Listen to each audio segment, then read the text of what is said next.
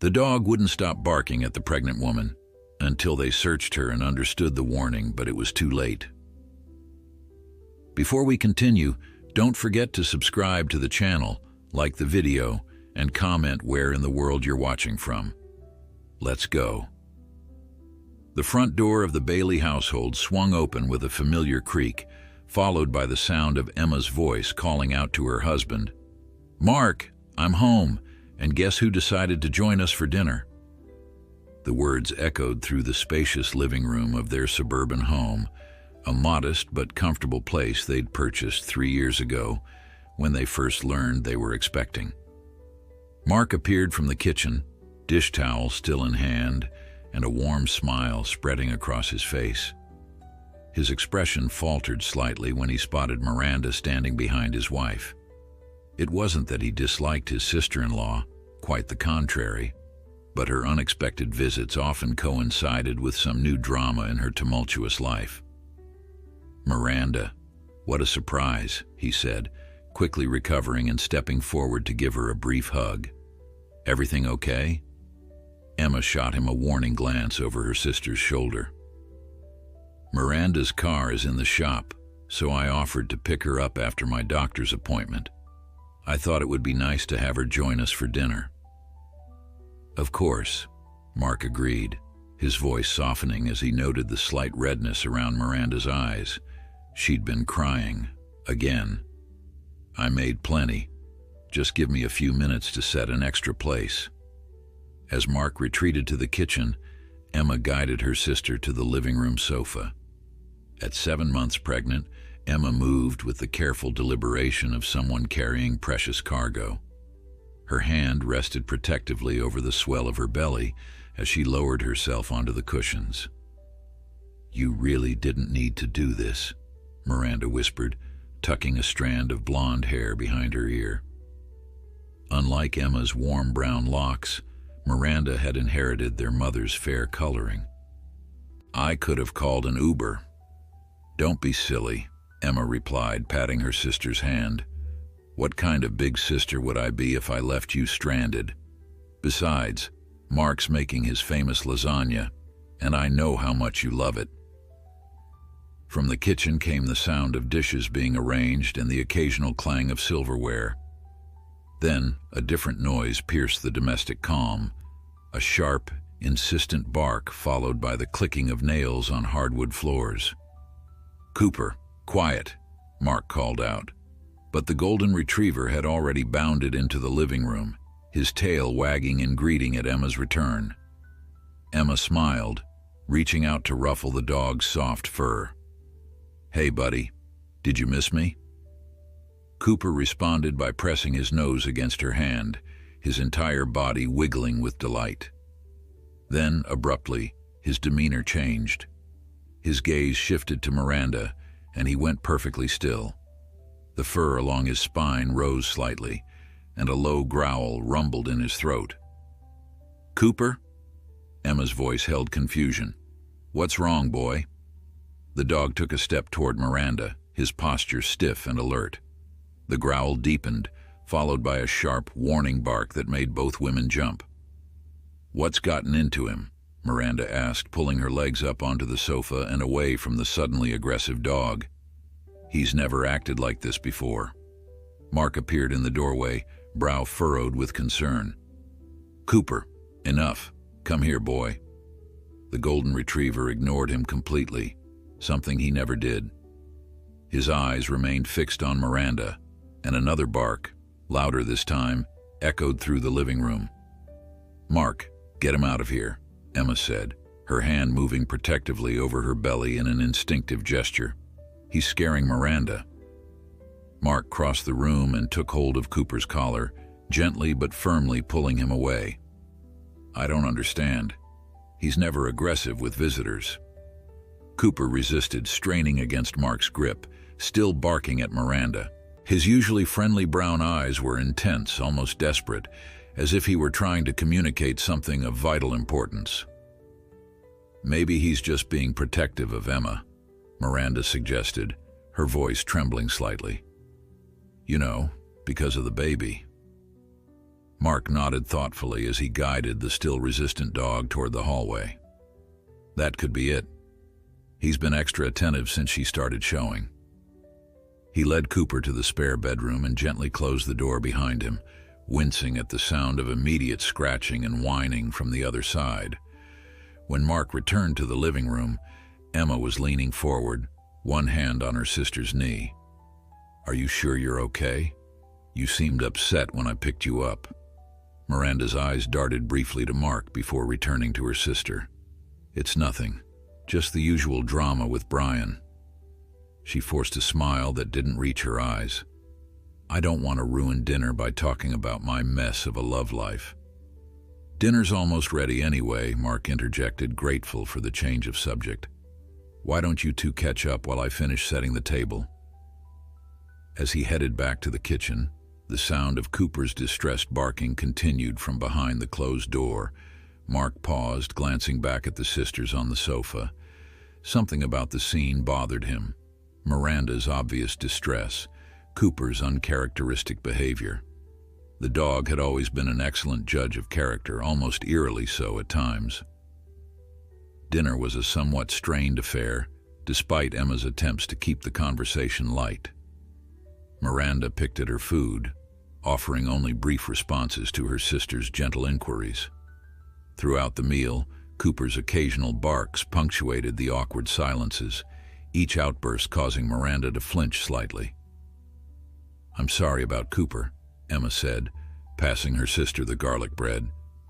"I don't know what's gotten into him." "It's fine," Miranda replied, though her tight smile suggested otherwise. "Like you said, he's probably just being protective." Mark watched the interaction carefully. There was something about Miranda's demeanor that struck him as off. Her usual animated personality seemed muted, her movements cautious. Even the way she spoke felt calculated, as if she were weighing each word before releasing it. After dinner, Miranda insisted on helping with the dishes despite Emma's protests. As the sisters worked side by side in the kitchen, Mark slipped away to check on Cooper. The moment he opened the spare room door, the dog bolted past him, racing toward the kitchen with a determination that startled Mark. "Cooper, no!" he called out, hurrying after him. By the time Mark reached the kitchen, Cooper had positioned himself between the sisters, his body pressed against Emma's legs while he barked furiously at Miranda. The plate in Miranda's hands crashed to the floor, shattering into pieces. "Mark, please!" Emma cried, her face pale with distress. "Get him out of here." This time, it took considerable effort to pull Cooper away. The dog strained against Mark's grip, his barks now interspersed with high-pitched whines that sounded almost like pleas. "I'll take him outside," Mark said, struggling to control the agitated retriever. "Miranda, I'm so sorry about this." Miranda stood frozen, staring at the dog with an expression Mark couldn't quite decipher. Was it fear, guilt, something else entirely? "Maybe I should go," she said quietly, her eyes still fixed on Cooper as Mark dragged him toward the back door. "Don't be ridiculous," Emma replied, already kneeling, with some difficulty due to her pregnancy, to gather the broken pieces of the plate. "It's getting late, and you don't have your car. You're staying in the guest room tonight, just like we planned." Mark managed to get Cooper into the backyard, closing the door firmly behind him. Through the glass, he could see the dog pacing frantically, occasionally rushing back to the door to bark and scratch at it. When he returned to the kitchen, Miranda was helping Emma to her feet, her face a mask of concern. "You shouldn't be bending down like that in your condition," she was saying, one hand on Emma's elbow for support. "I'm pregnant, not invalid," Emma protested, though she allowed her sister to guide her to a chair. Mark began cleaning up the remaining shards of broken ceramic. "Cooper's never acted like this before," he said, more to himself than to the women. "I just don't understand it." "Animals can be unpredictable," Miranda replied, not meeting his eyes. "Maybe he's picking up on something we can't sense." As the evening wore on, they were forced to leave Cooper outside, his intermittent barking a persistent reminder of the strange tension that had settled over the household. When Miranda finally retired to the guest room, the same room where Cooper had been confined earlier, the dog's barking increased in both volume and urgency. Emma, exhausted from the day and the stress, fell asleep quickly despite the noise.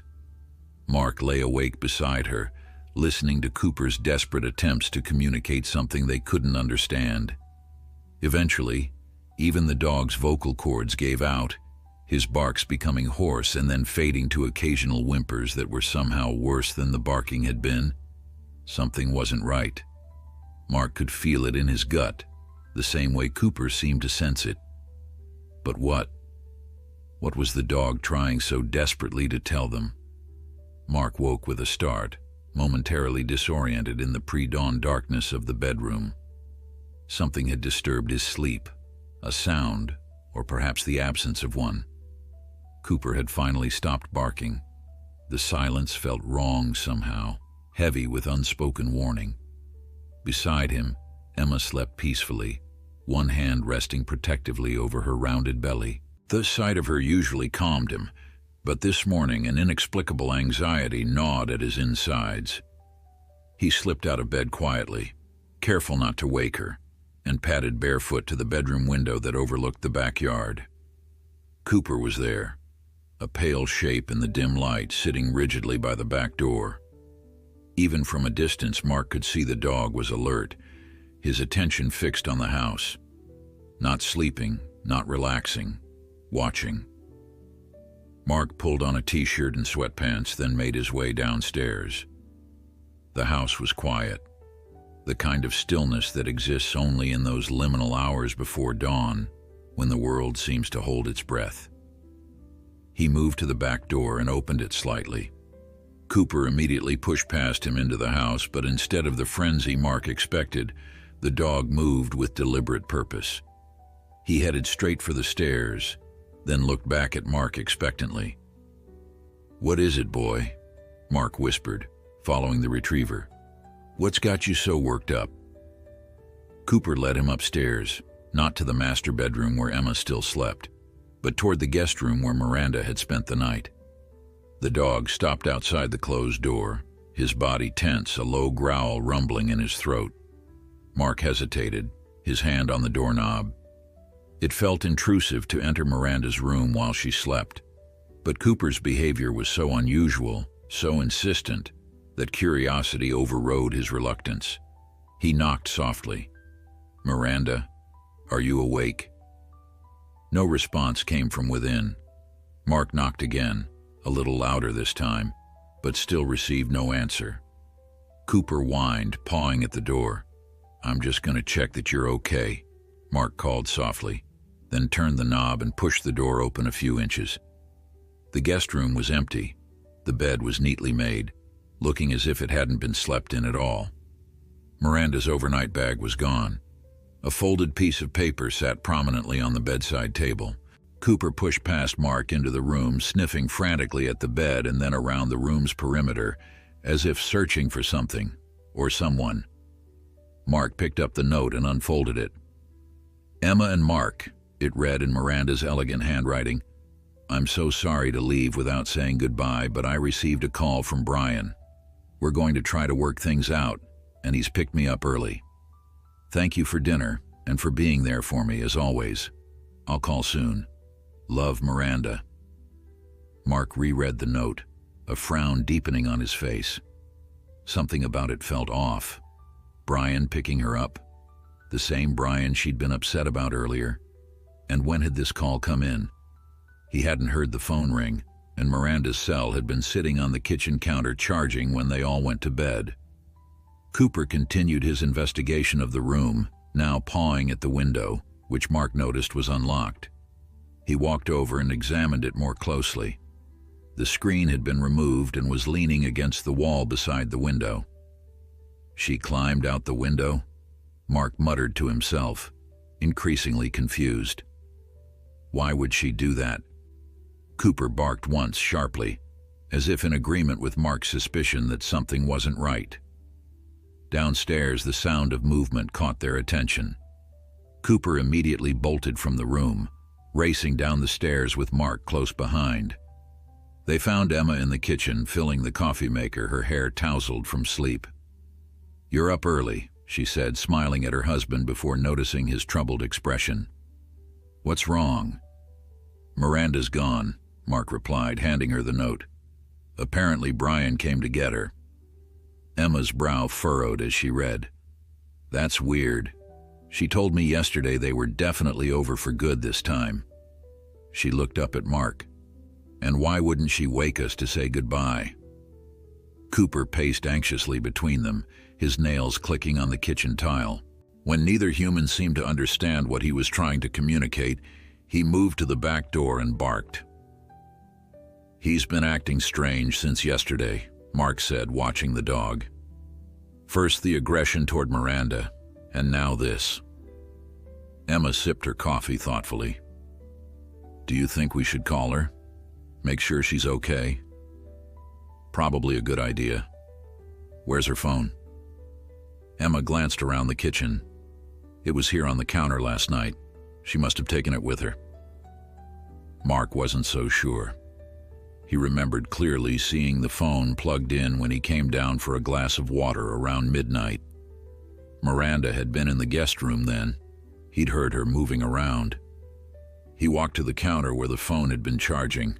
The charger was still there, the cord dangling empty. Cooper barked again, more insistently this time, still at the back door. "Maybe we should let him out," Emma suggested. "He's been cooped up half the night." Mark nodded and opened the door. Instead of bounding out as he normally would, Cooper looked back at them, clearly wanting them to follow.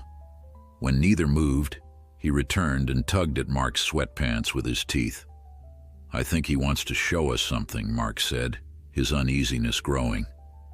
Emma set down her coffee cup. "This is getting weird, Mark." "I know, but humor him. Let's see what's got him so worked up." They followed Cooper into the backyard, the grass still wet with morning dew.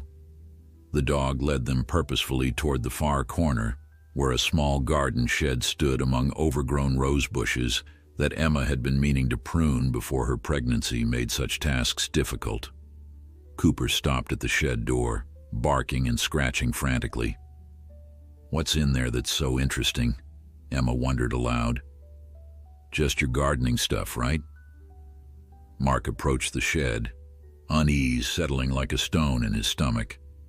The door was secured with a simple latch, but something was different. "The padlock is missing," he noted, examining the latch.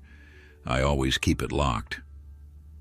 Cooper's barking reached a fever pitch as Mark lifted the latch and pulled open the door. The interior of the shed was dim, the single window covered with years of dirt and cobwebs. As his eyes adjusted to the gloom, Mark made out the shapes of gardening tools, bags of fertilizer, and the lawnmower. Nothing seemed out of the ordinary, except... "There's something on the floor," he said, stepping inside. "It looks like..." He bent down to examine a dark smudge on the concrete floor. His fingers came away red. Blood. Emma gasped, one hand going to her mouth, the other to her belly in an instinctive protective gesture. "Mark, what's happening? Where's Miranda?" Cooper pushed past them both, nose to the ground, following a trail only he could detect. He sniffed his way to a stack of plastic storage containers in the back corner, then began to bark with renewed urgency. Mark approached slowly, dread building with each step. He moved the top container aside, then the next. Behind them, partially concealed by a tarp, was a small black purse, Miranda's purse. "Oh, God," Emma whispered, her face pale. "Mark, call the police. Now." Mark pulled out his phone with trembling hands, but before he could dial, Cooper was barking again, this time at something outside the shed. They followed the dog back into the yard, where he was now digging frantically at a section of recently disturbed earth near the back fence. "Cooper, stop!" Mark called out, but the dog ignored him, dirt flying from his desperate paws. Within moments, he had uncovered something. A corner of fabric, pale blue, the same color as the blouse Miranda had been wearing the previous evening. Emma's scream pierced the morning quiet, sending birds scattering from nearby trees. Mark pulled her away, turning her face into his chest to shield her from the sight while fumbling with his phone to call 911. "Emergency services, what's your emergency?" The dispatcher's calm voice seemed surreal in contrast to the horror unfolding in their backyard. "We need police right away," Mark managed, his voice shaking. I think my sister-in-law has been murdered, and the killer left a fake note to make us think she'd left on her own." As Mark gave their address, his mind raced. Who could have done this? How had they not heard anything? And why had Cooper been so agitated around Miranda before she... A terrible thought struck him. What if Cooper hadn't been aggressive toward Miranda at all? What if he'd been trying to warn her, or warn them about someone else, someone who might have been watching the house, waiting for an opportunity? He looked down at Emma, her body shaking with sobs against his chest, and then at Cooper, who had stopped digging and now sat beside the disturbed earth, his head lowered as if in mourning. "The police are on their way," he told Emma gently, guiding her back toward the house. "We shouldn't touch anything else." Cooper followed them, staying close to Emma's side, his earlier frenzy replaced by a solemn vigilance. Whatever he had been trying to tell them since yesterday, they had understood too late. Inside, Mark sat Emma down at the kitchen table and poured her a glass of water. Her hands shook so badly that he had to help her hold it. Cooper positioned himself at her feet, his head resting on her knee in a gesture of comfort. "Who would do this?" Emma whispered, her voice raw. "Why Miranda? She never hurt anyone." Mark had no answers, only questions that multiplied by the second. The note, the window, the missing padlock, the blood. Each detail pointed to a carefully planned act, not a random crime of opportunity. As the distant wail of sirens grew closer, a chilling realization began to form in Mark's mind. Whoever had done this had been inside their home, had sat at their table, had known where they kept the spare key to the garden shed. This wasn't a stranger. And worst of all, they might come back. The next few hours passed in a blur of flashing lights, uniformed officers, and questions that seemed to have no end. The Baileys' once peaceful backyard had transformed into a crime scene, sectioned off with yellow tape that fluttered in the morning breeze like macabre decorations. Emma sat on the living room sofa, a blanket wrapped around her shoulders despite the warmth of the day, her eyes vacant and red-rimmed from crying. Cooper hadn't left her side, his head resting protectively on her knee, watching everyone who approached with wary eyes. Mark stood by the window, observing the activity in the backyard. Two detectives had arrived shortly after the patrol officers, a tall, thin man with prematurely gray hair who introduced himself as Detective Ramirez, and his partner, Detective Chen, a no-nonsense woman whose sharp eyes seemed to miss nothing. They had been thorough, professional, and somber as they examined the disturbed earth near the fence. They hadn't allowed Mark or Emma to watch as they carefully excavated the area Cooper had discovered. Instead, they'd been asked to wait inside while the forensics team worked. But Mark had seen enough to know that whoever was buried, there was no longer recognizable as the vibrant young woman who had joined them for dinner the previous night. "Mr. Bailey?" Detective Chen's voice pulled Mark from his dark thoughts. She stood in the doorway, her expression carefully neutral. "May I speak with you for a moment?"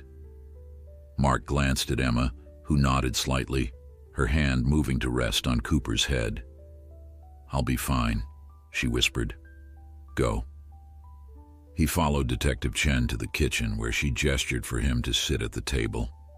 She remained standing, a small notebook in her hand. "We've completed our preliminary examination of the scene," she said, choosing her words carefully. "We'll need to conduct a formal identification, But based on the physical evidence and your description, we believe the deceased is indeed Miranda Wallace, your sister-in-law." Mark nodded, the confirmation hitting him like a physical blow despite having known it was coming. "How did she... what happened to her?" Detective Chen's expression softened slightly. "We're still determining the exact cause of death, but there are indications of blunt force trauma to the head. It appears to have happened sometime between midnight and 3 a.m., based on initial observations." The time frame struck Mark with particular force. He had been awake around midnight, had even heard Miranda moving around in the guest room. Had she still been alive then? Had he gone back to sleep while someone took her life just down the hall? "The note," he said, suddenly remembering.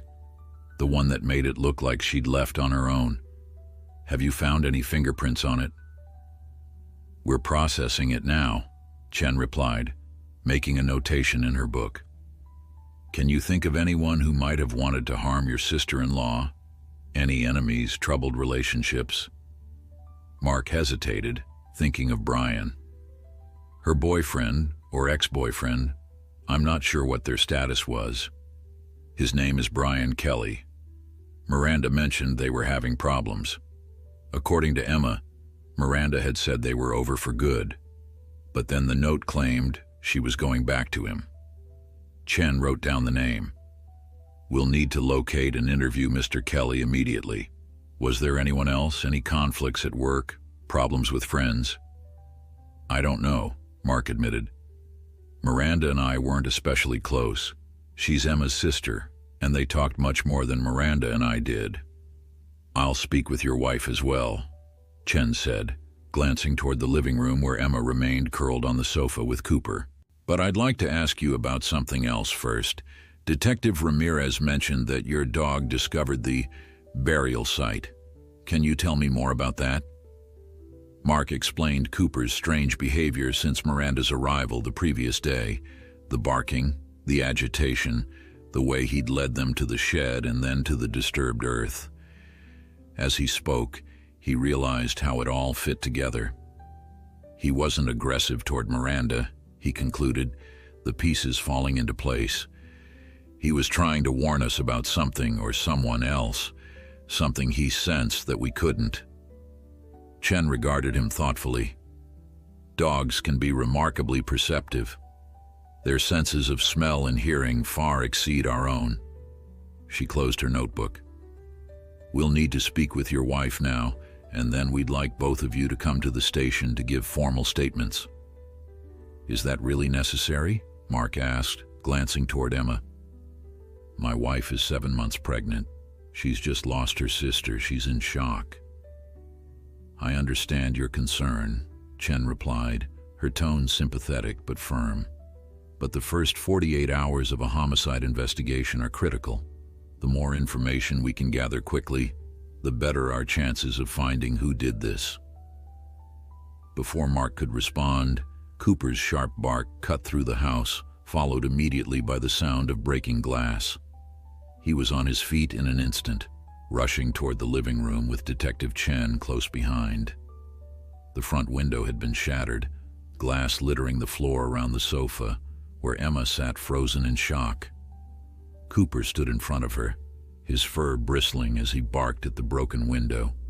On the floor among the shards of glass lay a rock wrapped in paper, secured with a rubber band. "Stay back," Chen ordered, drawing her weapon as she approached the window cautiously. She peered outside, then spoke into the radio at her shoulder. "Possible suspect fled from front of the residence. Request immediate area search." She holstered her weapon and carefully picked up the rock, unwrapping the paper to reveal a message written in block letters. "She wasn't the one I want." Mark felt the blood drain from his face as he read the note over Chen's shoulder. Instinctively, he moved to Emma's side, pulling her close as Cooper continued to stand guard, his attention now focused on the front door. "We need to get you both to a safe location," Chen said, already on her radio again, requesting additional officers.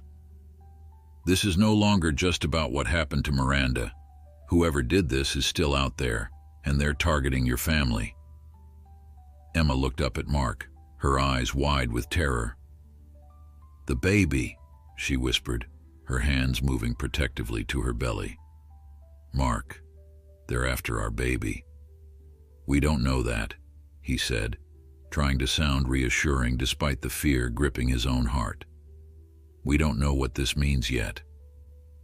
But even as he said it, a terrible suspicion began to form in his mind. Cooper's behavior hadn't started when Miranda arrived. It had started when she was in proximity to Emma. What if the dog had been trying to protect Emma and the baby all along? What if Miranda had merely been in the way of the real target? Detective Ramirez entered from the backyard, his expression grim as Chen showed him the note. They conferred quietly for a moment before approaching Mark and Emma. "Mrs. Bailey," Ramirez began gently, "is there anyone you can think of who might wish you or your unborn child harm?" Emma shook her head, her body trembling beneath Mark's protective arm. "No, everyone's been so happy for us. We tried for years to have a baby." "What about former relationships?" Chen pressed. "Anyone who might be jealous or resentful of your current situation?" "There's no one," Emma insisted. "Mark is the only serious relationship I've ever had." Mark felt a chill run through him as a memory surfaced, something Miranda had said months ago when they'd first announced the pregnancy. She'd been congratulating them, had seemed genuinely happy, but then had made an odd comment. "I'm so glad everything worked out for you two, especially after that weird situation with Julia." He'd nearly forgotten about Julia Winters, a woman he'd briefly dated before meeting Emma. The relationship had ended amicably, or so he'd thought, when he'd met and fallen in love with Emma. Julia had seemed understanding, had even wished them well, but then had abruptly moved away without saying goodbye. He hadn't thought about her in years. "There might be someone," he said slowly, drawing the attention of both detectives. "An ex-girlfriend of mine, Julia Winters. It ended years ago, before Emma and I got married. I haven't seen or heard from her since." "And you think she might harbor resentment toward your family?" Ramirez asked, his pen poised over his notepad. "I don't know," Mark admitted. "It seems unlikely after all this time, but Miranda once made a comment about her, called it a weird situation. I never asked what she meant by that." Chen and Ramirez exchanged a glance that Mark couldn't interpret. "We'll look into it," Chen said. "In the meantime, we're going to have officers transport you to the station for your statements and then arrange for protective custody until we determine the extent of the threat." As the detectives moved away to make arrangements, Mark held Emma close, her tears soaking into his shirt. Cooper remained vigilant at their feet, his eyes never leaving the broken window through which the threatening message had come. The sound of more sirens approaching filled the air, but brought little comfort. Mark couldn't shake the feeling that they had missed something crucial, that there were connections here they weren't seeing. And time was running out. The police station hummed with activity, a stark contrast to the eerie quiet that had descended upon the Bailey home. Mark sat in an uncomfortable plastic chair outside one of the interview rooms, Cooper lying at his feet. The department had made a special exception to allow the dog to remain with them, partly due to Emma's fragile emotional state, and partly because, as Detective Chen had put it, "That dog has better instincts than some of my officers." Emma was currently being interviewed by Detective Chen in the room behind him. They'd decided to conduct separate interviews, standard procedure, they were told, to ensure uninfluenced testimonies. But the separation, even by just a wall, made Mark anxious. Cooper seemed to share his unease, lifting his head periodically to stare at the closed door. "Mr. Bailey?" A young officer approached, holding a paper cup. "I brought you some coffee." Mark accepted it with a murmured thanks, though the last thing he needed was more caffeine. His nerves were already frayed to breaking point. As the officer walked away, Mark noticed Detective Ramirez approaching, a manila folder tucked under his arm. "How's she doing in there?" Mark asked, nodding toward the interview room. Ramirez took the seat beside him. "Your wife is remarkably composed given the circumstances. She's providing valuable information." He paused, studying Mark's face. "We've located Brian Kelly." Mark straightened, suddenly alert. "And?" "He has an alibi for last night. He was working the night shift at Mercy Hospital. He's an ER nurse. Multiple witnesses place him there from 7 p.m. until 7 a.m. this morning." Mark's brief flare of hope faded. "So it wasn't him?" "No," Ramirez confirmed. "But he did provide some interesting information about Miranda. Apparently she'd been receiving strange text messages over the past few weeks, messages that frightened her enough that she'd considered filing a police report." "What kind of messages?" Ramirez flipped open the folder. According to Kelly, they started as wrong number texts, then escalated to personal comments about her daily activities, suggesting someone was watching her. The most recent ones mentioned her sister, your wife. A chill ran down Mark's spine. Did he see these messages himself? "He claims Miranda showed him several. We're trying to access her phone records now, but her cell phone is missing." "It was charging in our kitchen last night," Mark said. "I saw it there around midnight. It was gone this morning." Ramirez made a note of this. "That supports our theory that the killer took it to prevent us from accessing those messages." He paused, seeming to weigh his next words carefully. "Mr. Bailey, I need to ask you about Julia Winters." Cooper's ears perked up at the name, his attention shifting to Ramirez. "I haven't seen or spoken to Julia in years," Mark said. "We dated briefly before I met Emma. It ended amicably, at least I thought it did. Your wife mentioned that Julia had some mental health challenges, that she could be unstable at times." This took Mark by surprise. "Emma said that? I didn't know Julia had any mental health issues. She was intense sometimes, passionate about things but unstable." "No, I wouldn't have described her that way." Ramirez's expression remained neutral, but Mark sensed a shift in his demeanor. "Mrs. Bailey indicated that her sister had encountered Julia several times after your breakup, and that Julia had expressed continued interest in you. She suggested Miranda might have been concerned about this." None of this aligned with Mark's recollections.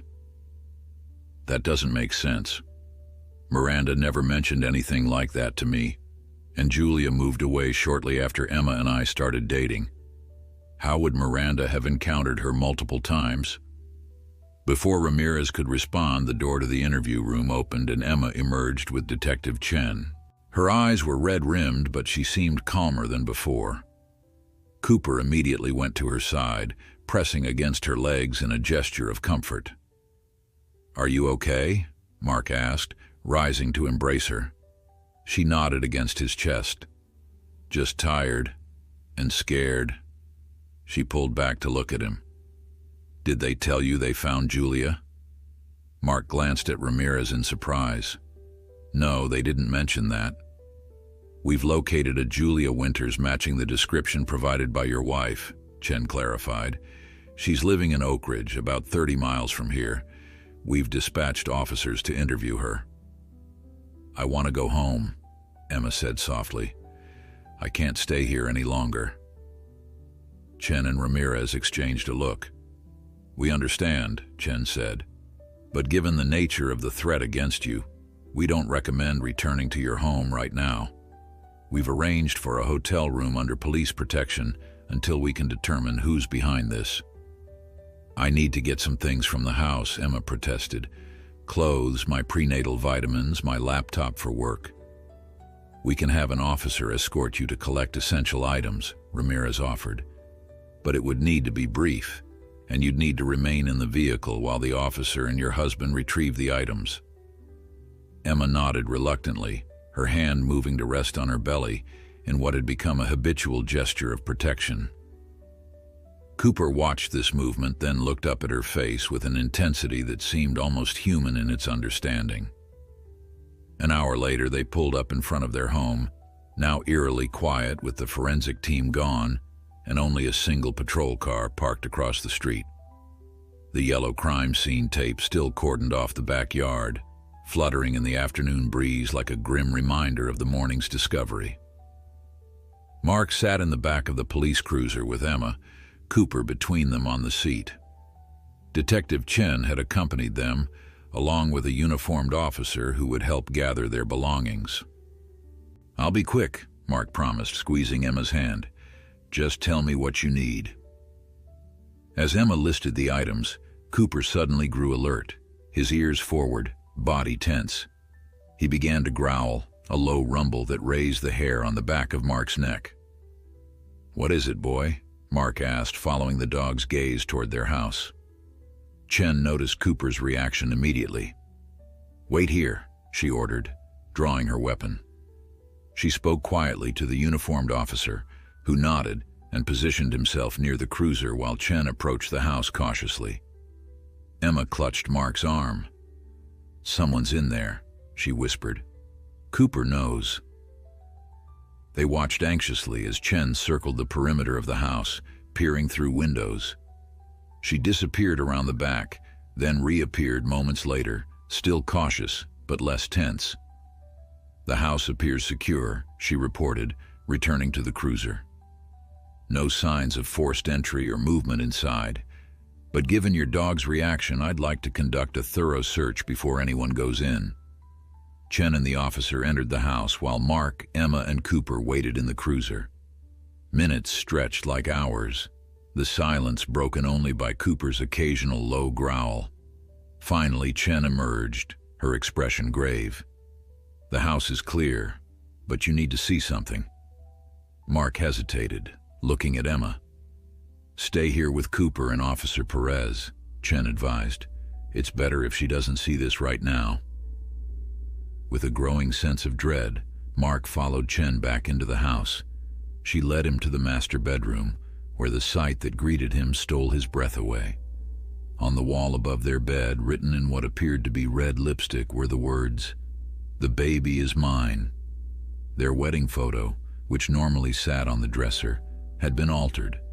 Emma's face scratched out violently, while Mark's remained untouched. "This wasn't here when we left this morning," Mark said, his voice barely above a whisper. "Someone's been in our house." Chen nodded grimly. "They knew we'd come back for belongings. They wanted us to find this." She studied the message carefully. "This confirms our suspicion that the target isn't your wife, but your unborn child." "But why?" Mark asked, the question tearing from him in anguish. "Who would do this?" "Someone who believes they have a claim to your child," Chen replied, "or to you." As they spoke, a sudden commotion erupted from outside, Cooper barking frantically, followed by Emma's scream.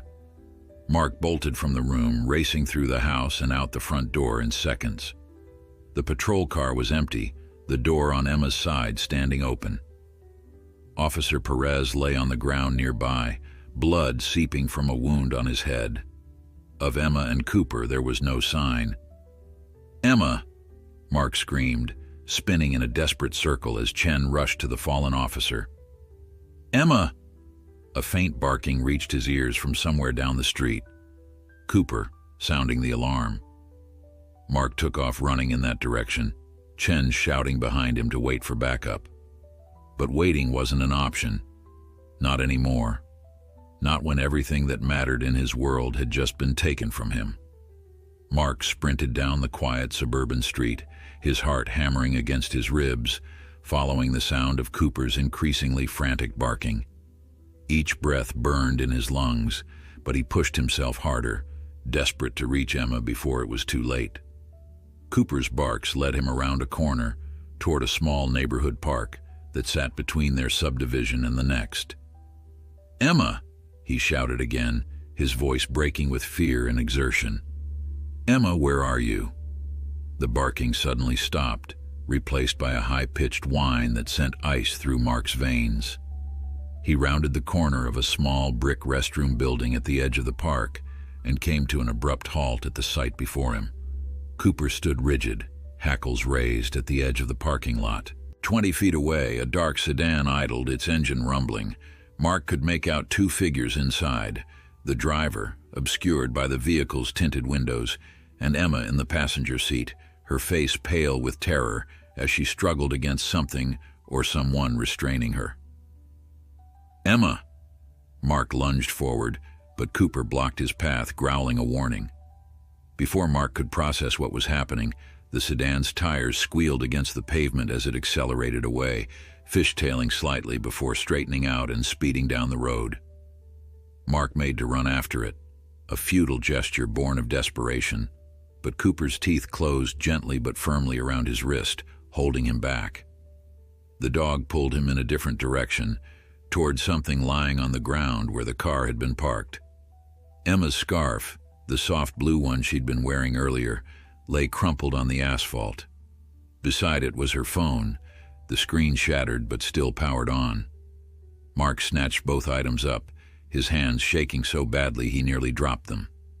The distant wail of sirens grew louder as Detective Chen and several patrol cars converged on the park. Mark stood frozen, the scarf clutched in his fist as Chen raced toward him. "Black sedan," he managed, pointing in the direction the car had fled. Two people inside, Emma's in the passenger seat. Chen was already on her radio, calling in the description and direction, ordering roadblocks and an aerial search if possible. Officers fanned out, some returning to their vehicles to join the pursuit, others securing the area as a secondary crime scene. "Did you see the driver?"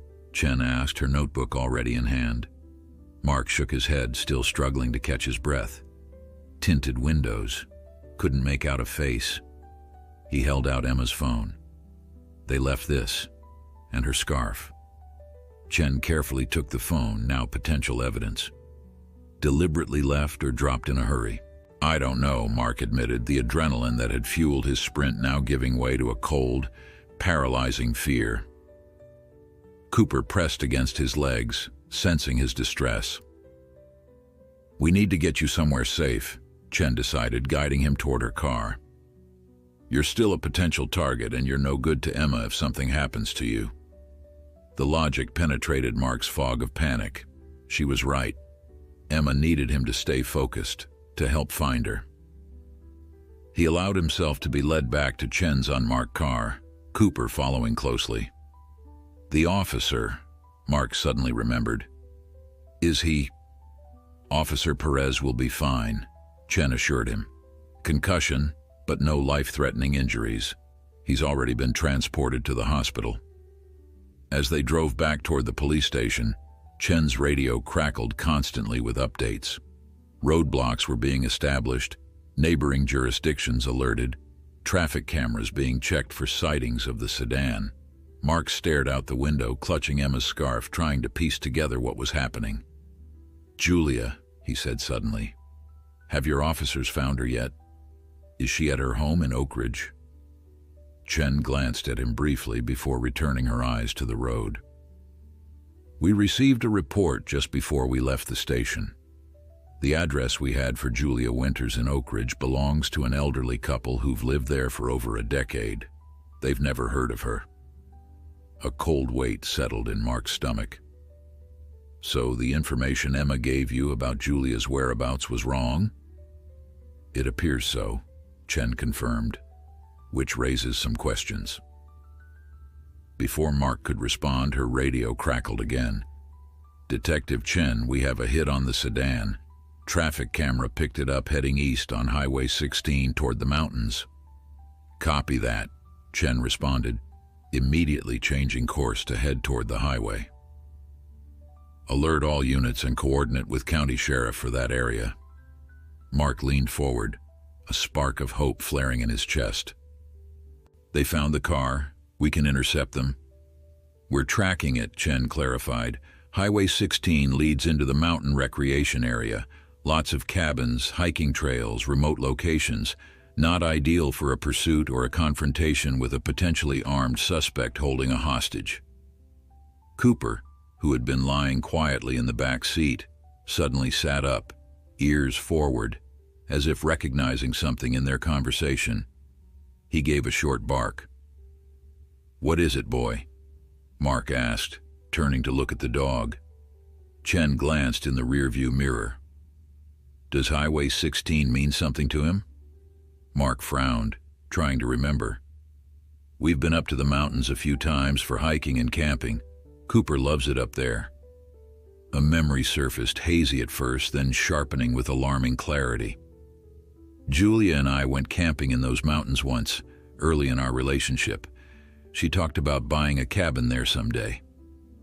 Chen's expression remained professional, but Mark could see her mentally filing away this information.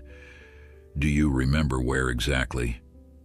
"There's a small lake, Mason Lake, I think it's called. We camped near there. Julia loved it, said it was the perfect place to get away from everything." Chen immediately relayed this information over her radio.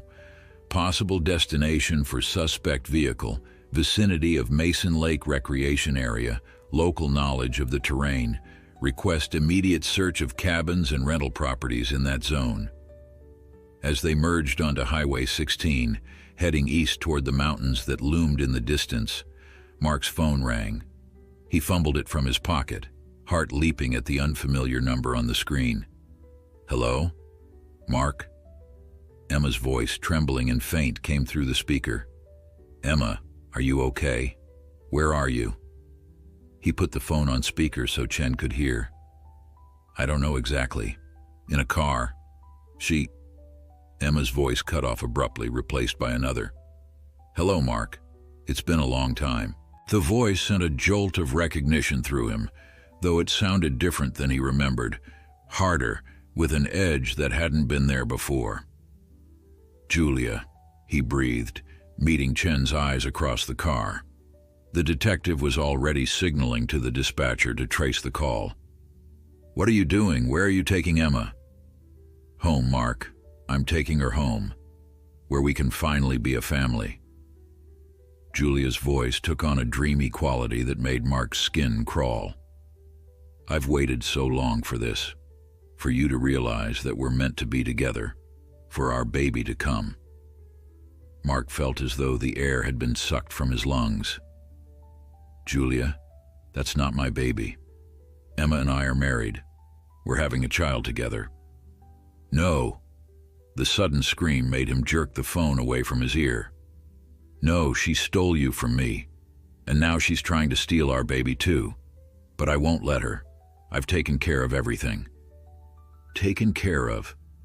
A horrible suspicion dawned on Mark. "Julia, what did you do to Miranda?" A pause, then a laugh that chilled him to the bone. "She was going to warn them. I heard her on the phone, telling Brian about the woman who'd been following her sister. She was going to ruin everything." Cooper growled from the back seat, as if he understood exactly what Julia was confessing to. "Julia, listen to me," Mark said, fighting to keep his voice calm despite the horror and rage building inside him. "Emma needs medical care. She's 7 months pregnant. If anything happens to her or the baby..." "Don't you dare threaten me," Julia hissed. "This is all her fault. She took you away from me. She turned you against me. But it doesn't matter anymore because soon it will be just you and me and our baby." "Our baby," Mark repeated, confusion momentarily overriding his fear. "Julia, what are you talking about?" 9 years ago. Julia's voice dropped to a whisper. "Before she came along. I was pregnant, Mark, with your child. But I lost the baby the same week you left me for her, don't you see? This is our second chance. This baby is meant to replace the one we lost." Mark's blood ran cold as the pieces clicked into place. The obsession, the delusion, the violence. This wasn't just about him or even Emma. It was about a pregnancy he'd never known about, a loss he'd never shared, and a psychosis that had apparently been building for 9 years. "Julia, I didn't know," he said softly. "I'm so sorry about the baby, but this isn't the way. Please tell me where you are. Let me help you." For a moment there was only silence on the line. Then, so quietly he almost missed it, Emma's voice came through. "Mason Lake Cabins, number 12. Hurry, Mark. She has a gun." The line went dead. The mountain road twisted sharply as it climbed in elevation, Detective Chen taking the curves with practiced precision as she pushed the vehicle to its limits. Mark gripped the door handle, his knuckles white, while Cooper remained alert in the back seat, eyes fixed on the road ahead, as if he could will them to reach Emma faster. "Mason Lake Cabins, number 12, Chen repeated into her radio. "Suspect is armed. Hostage is 7 months pregnant. Proceed with extreme caution. Wait for tactical team before attempting entry." "No," Mark protested, leaning forward. "We can't wait. You heard Emma. Julia has a gun. She's delusional. She thinks Emma's baby is hers." "Which is exactly why we need to approach this carefully," Chen responded firmly. "An unstable suspect with a firearm and a hostage is a volatile situation. If we rush in, we could trigger exactly the outcome we're trying to prevent." Mark fell silent, knowing she was right but hating every second of delay. The trees thickened around them as they climbed higher into the mountains, the late afternoon sun filtering through the pines in dappled patterns. Under different circumstances, it would have been beautiful. "How much longer?" he asked, checking his watch for the dozenth time. "About 15 minutes to the turnoff for Mason Lake," Chen replied. "Backup is already on the way, coming from multiple directions. We'll have the cabin surrounded before we make any move." Cooper whined from the back seat, shifting restlessly. Mark reached back to stroke his head. "I know, boy. We're going to find her." "Your dog," Chen said, glancing in the rearview mirror. He seemed to know something was wrong with Miranda from the beginning. "Why do you think that was?" Mark considered this, remembering Cooper's behavior. "I thought he was being aggressive toward Miranda, but looking back, I think he was trying to warn her, or us. Maybe he sensed Julia had been following her." "Dogs can detect scents we can't perceive," Chen nodded. "If Julia had been stalking Miranda, had perhaps been near her things or in her space, Cooper might have detected her scent on Miranda." The theory made sense, and it filled Mark with fresh guilt. If only they'd understood what Cooper was trying to tell them sooner, Miranda might still be alive. Emma might be safe at home instead of being held at gunpoint by a delusional woman who believed her unborn child belonged to someone else. "What Julia said on the phone," Mark said quietly. "About being pregnant 9 years ago. I had no idea. We were only together for a few months before I met Emma. She never told me." Chen kept her eyes on the road. Sometimes trauma and loss can trigger psychosis in vulnerable individuals. If she never properly processed that grief, and then saw you move on and create a family with someone else, but 9 years, Mark shook his head in disbelief. "She's been carrying this for 9 years, and I never knew she was watching us, following us." "Stalkers can be incredibly patient and methodical," Chen explained. "They often create elaborate fantasies and can maintain them for years. In their minds, they're building toward an inevitable reunion or outcome." The radio crackled with updates. Units were converging on Mason Lake from multiple directions. A tactical team was being assembled. Air support was en route but delayed due to the mountainous terrain. "Approaching Mason Lake turnoff," Chen reported, slowing the vehicle as they neared a weathered wooden sign indicating the road to the lake and cabin area. She turned onto a narrower road that wound through thicker forest, the pavement giving way to gravel that crunched beneath their tires. "We need to stop here," she said, pulling over about half a mile from where the cabins would be visible.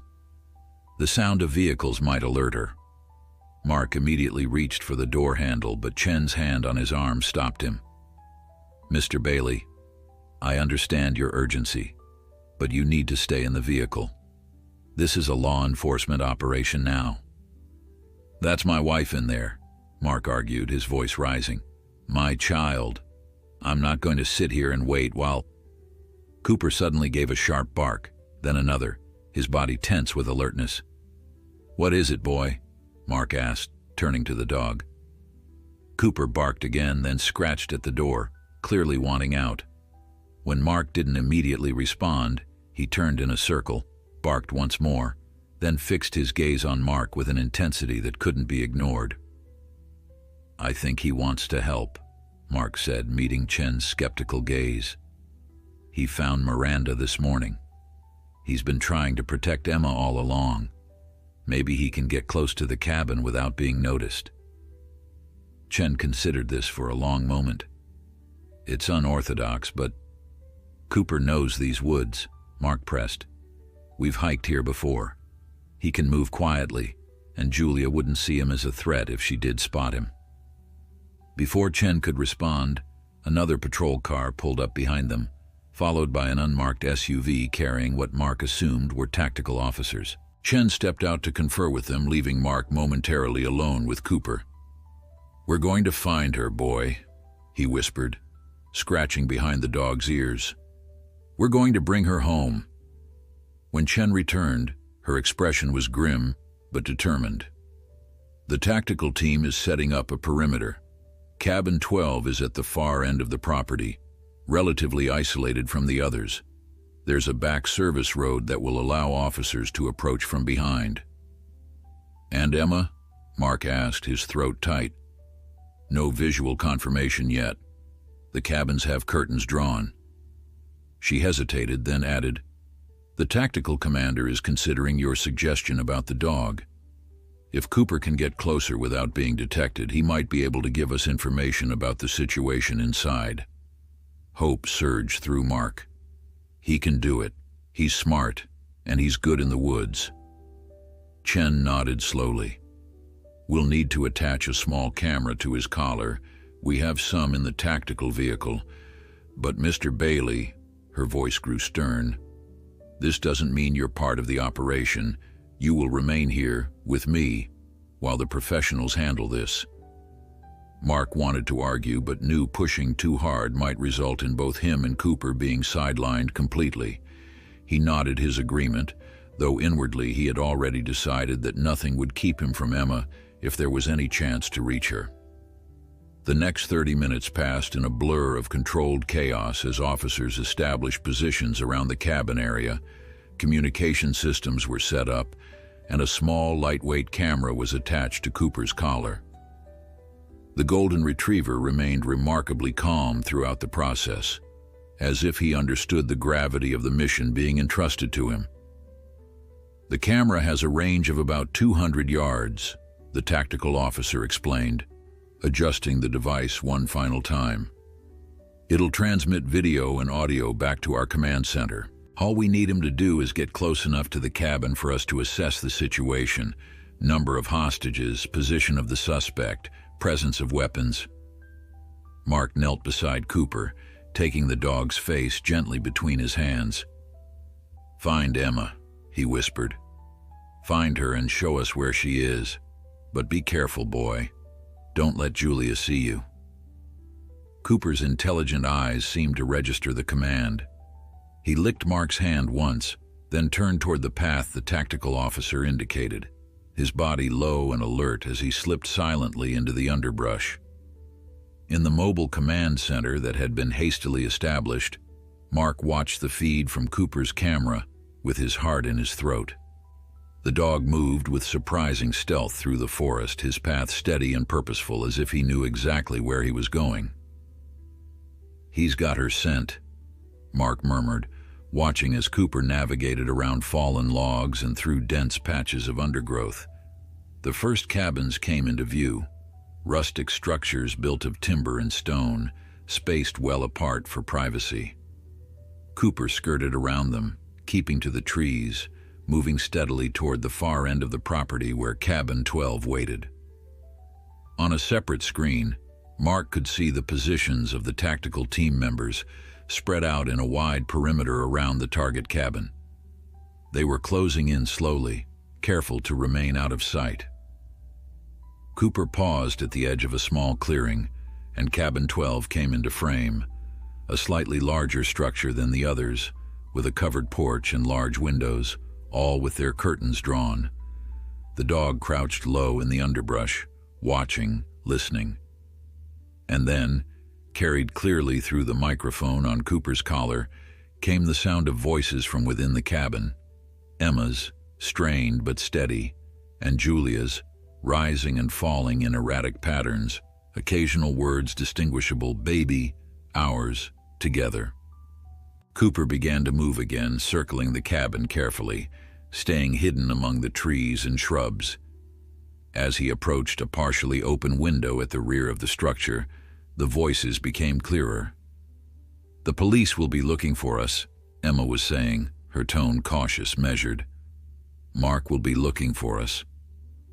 "Let them look," Julia replied, a manic edge to her voice. "By the time they find us, it will be too late. Everything will be ready." "Ready for what, Julia?" Emma asked, and Mark could hear the deliberate calm in her voice, the way she was trying to keep Julia talking to gather information. "For the baby, of course," Julia responded, as if it were obvious. "For our fresh start. The three of us. You're not part of the equation anymore. You never were." Cooper had reached the window now, and through the small gap in the curtains, the camera captured its first glimpse inside. Emma, seated on a sofa, her hands bound in front of her, and pacing before her, a handgun gripped too tightly in fingers that trembled with barely contained emotion, was Julia Winters. The image on the screen sent a wave of ice through Mark's veins. Emma, his Emma, bound and frightened but alive.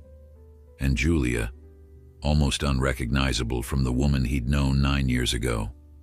Her once sleek blonde hair hung in unwashed strands around a face that had grown gaunt, with dark circles beneath eyes that darted nervously around the cabin's interior. The gun in her hand seemed too large, too deadly against her thin frame, but she clutched it with the desperate grip of someone who had nothing left to lose. "Oh my God," Mark whispered, leaning toward the screen as if he could somehow reach through it to Emma. Detective Chen placed a steadying hand on his shoulder. "We can see them clearly. This is exactly what we needed." She spoke into her radio, updating the tactical team on the positions of both women and confirming the presence of a weapon. Cooper remained perfectly still beneath the window, the camera capturing everything through the gap in the curtains. Inside, Julia continued to pace, gesturing with the gun as she spoke. "I had it all planned," she was saying, her voice rising and falling in unnatural cadences. "We were going to be so happy, Mark and I. I was going to tell him about the baby on his birthday. I had a little box with baby shoes inside." She laughed, a brittle sound that made Mark wince. "But then he met you at that stupid party, and suddenly he was too busy to call, too busy to see me, and then the bleeding started." Emma's face reflected careful compassion, despite her fear. "I'm so sorry about your baby, Julia. That must have been devastating, especially going through it alone." "Don't pretend you care," Julia snapped, the gun swinging wildly in her direction before steadying again. "You stole everything from me, my future, my family, and now you're carrying my baby." "Julia," Emma said gently, "this isn't Mark's baby from 9 years ago. That's not possible. That baby—" She hesitated, clearly searching for words that wouldn't trigger Julia's rage. "That baby is gone. This is a different child." "No," Julia shouted, making Cooper flinch beneath the window. "No, it's the same soul, the same baby returned to me. That's how these things work. The universe gives us second chances if we're brave enough to take them." In the command center, the tactical team leader approached Chen and Mark. "We have everyone in position," he reported in a low voice. "Sharpshooters have visual on the suspect through thermal imaging, but the hostage is too close for a clean shot. We need to separate them or get the suspect away from the window." "What's the plan?" Mark asked, his eyes never leaving the screen where Emma sat, her bound hands protectively covering her belly. "We're preparing for a dynamic entry," the team leader explained. "But we need a distraction, something to draw the suspect's attention away from the hostage at the critical moment." On the screen, Julia had stopped pacing and was now rummaging through a large duffel bag, pulling out what appeared to be medical supplies: gloves, scissors, towels. The sight sent a fresh wave of horror through Mark. "She's preparing for a delivery," he realized aloud. "She's planning to take the baby." Chen's expression hardened. "We need to move now." As if sensing the urgency, Cooper shifted beneath the window, a small whine escaping him. On screen, they saw both women freeze at the sound. "What was that?" Julia demanded, the gun swinging toward the window. Emma's eyes widened slightly, a flash of hope crossing her face. "Probably just a raccoon or something. They're common up here in the mountains." But Julia wasn't convinced. She moved toward the window, the gun now trained on the curtains. "If someone's out there, I'll shoot them," she called. "I'll shoot her first, and then whoever's out there, don't test me." Mark's heart hammered in his chest as he watched Julia approach the window where Cooper crouched. The dog remained perfectly still, but there was nowhere for him to retreat without being seen. "We're blown," the tactical leader muttered, already signaling his team to prepare for immediate entry. But before anyone could move, Emma's voice rang out clear and commanding. "Julia, my water just broke." Julia spun around, momentarily forgetting the noise at the window. "What? No, it's too early. You're lying." Emma doubled over as much as her pregnant belly would allow, her face contorting in a convincing display of pain. "I'm not due for 2 more months, but it's happening. The stress, the fear, it's triggered labor." The camera showed Julia's face transformed by conflicting emotions, suspicion, panic, and beneath it all, a twisted excitement. "It's happening," she whispered, lowering the gun slightly. "It's time." "I need medical help," Emma insisted, her voice strained. "A premature baby needs special care. Please, Julia, call for help or this baby might not survive." "No doctors," Julia snapped, the gun coming back up. "No police. I can do this. I've studied. I've prepared." She turned back to her bag of supplies, pulling out more items with trembling hands. While Julia's back was turned, Emma's eyes darted to the window, seeming to look directly at the camera, at Cooper. There was no pain in her expression now, only desperate calculation. She was buying time, creating a distraction. Outside the cabin, the tactical team was in final position. Through his earpiece, Mark could hear the team leader counting down. "On my mark, 3, 2. Suddenly, Cooper made a decision of his own. Without warning, the dog let out a thunderous bark, once, twice, 3 times, directly beneath the window. On screen, they saw Julia whirl around, the gun raised. "Abort! Abort!" the team leader shouted into his radio, but it was too late. The sound of breaking glass filled the audio feed as Cooper crashed through the window in a shower of curtains and splintered wood, landing inside the cabin in a golden blur of protective fury. The camera bounced wildly, showing glimpses of the room: Julia's startled face, Emma ducking down on the sofa, the gun swinging toward the unexpected intruder. "Cooper, no!" Mark shouted, lunging toward the screen as if he could somehow intervene. The tactical team moved instantly, the sound of the front door being breached thundering through the speakers, but Mark's focus remained fixed on the chaotic images from Cooper's camera. The dog had positioned himself between Emma and Julia, his teeth bared in a snarl that was unlike anything Mark had ever heard from the normally gentle retriever. Julia fired, the sound deafening in the small cabin. The camera jerked, then stabilized, showing Cooper still standing, still protecting Emma. He hadn't been hit, or if he had, it hadn't stopped him. "Drop the weapon," came the shouted command from multiple officers as they stormed into the cabin, weapons trained on Julia. For a moment it seemed as though she might comply. The gun lowered slightly as her gaze darted between the officers, Emma, and the snarling dog. Then, with a cry of rage and despair, she swung the weapon toward Emma one final time. Cooper launched himself at Julia just as the officers fired. The camera feed became a blur of motion, then went dark as the collar was dislodged in the chaos. "No!" Mark cried out, turning desperately to Chen. "What's happening? Are they okay?" Chen was already running toward the cabin, Mark close on her heels despite the shouts for civilians to stay back. He couldn't wait, couldn't stay in the command center not knowing if Emma and Cooper were alive or dead. The scene that greeted them at the cabin door was one of controlled chaos. Tactical officers secured the space while medics rushed to attend to the wounded. Julia lay motionless on the floor, blood pooling beneath her from multiple gunshot wounds. Her unseeing eyes stared at the ceiling, the gun still clutched in her lifeless hand. Mark's gaze swept the room frantically until he found Emma, still on the sofa, an officer cutting the zip ties that bound her wrists, while a medic checked her vital signs. She was pale but conscious, tears streaming down her face. "Emma," he called, pushing past the officers to reach her side. She looked up at the sound of his voice, relief flooding her features. "Mark, the baby's okay, I'm okay, but Cooper..."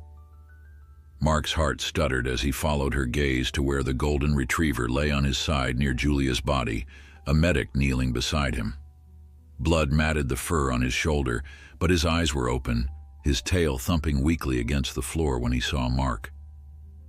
"He saved my life," Emma sobbed as Mark gathered her carefully in his arms. He knew Mark. He knew all along that something was wrong, and then when she was going to shoot me, he didn't hesitate. Mark held her close, watching over her shoulder as the medic worked on Cooper. "Is he going to be okay?" he called out, his voice breaking. The medic glanced up, her hands still applying pressure to Cooper's wound. "The bullet went through his shoulder, missed anything vital. He's lost some blood, but he's stable enough to transport. This is one brave dog." As if understanding the praise, Cooper lifted his head slightly, his eyes finding Mark and Emma. The look in those intelligent brown eyes seemed to say everything. "I did my job. I protected our family. Everything will be all right now." Outside, the wail of an approaching ambulance broke the mountain quiet. Soon, both Emma and Cooper would be on their way to the hospital, wounded but alive, their family intact despite Julia's desperate plan. But as Mark held Emma close, her pregnant belly pressed between them with the reassuring movement of their child within, he couldn't help but think of Miranda, who would never come home again, and of Julia, whose untreated grief and mental illness had festered into a delusion that had cost her everything, including her life. So much loss, so much pain, and yet somehow they had survived. The hospital corridor was quiet at 3 a.m, the overhead lights dimmed to accommodate the late hour. Mark sat in an uncomfortable chair outside Emma's room, his body exhausted, but his mind too wired for sleep. The events of the past 36 hours played on endless loop behind his eyes. Miranda's body being discovered, Emma's abduction, the standoff at the cabin, and the terrifying moments when he'd thought he might lose everything. The doctors had insisted on keeping Emma overnight for observation. The stress and trauma she'd endured could potentially trigger premature labor, they explained, though so far her condition remained stable. Their unborn child, miraculously, showed no signs of distress on the monitors. Small mercies, Mark thought, for which he was profoundly grateful. He checked his phone again, scrolling to the most recent update from the veterinary hospital where Cooper had been taken. The bullet had torn through muscle but missed major blood vessels and bone. After surgery to repair the damage, Cooper was resting comfortably, according to the night staff. He would make a full recovery, though he'd need physical therapy to regain full use of his shoulder. "Mr. Bailey?" Mark looked up to find Detective Chen approaching, 2 cups of coffee in hand. She offered one to him, which he accepted with a nod of thanks. "How is she?" Chen asked, taking the seat beside him. "Sleeping now," Mark replied, glancing toward Emma's door. The doctor says both she and the baby are doing well, all things considered. They want to monitor her for another day, maybe 2. Chen nodded, sipping her coffee. That's good news. And Cooper? Out of surgery, stable. They say he'll be fine. Mark managed a small smile. Apparently he's already charmed half the vet hospital staff. They're spoiling him rotten. He deserves it, Chen said with conviction. Your dog is a hero, Mr. Bailey. Without his intervention, this situation could have ended very differently. They sat in companionable silence for a moment, both contemplating how close they'd come to tragedy. We found Miranda's phone, Chen said finally, her tone shifting to professional. It was in Julia's vehicle, along with several other items belonging to your sister-in-law. We were able to access the text messages Julia had been sending her. Mark tensed, unsure if he wanted to hear the details, but knowing he needed to. What did they say? They started innocuously enough, wrong number texts, casual messages that seemed harmless. But they escalated over time. Julia was clearly fixated on Emma's pregnancy.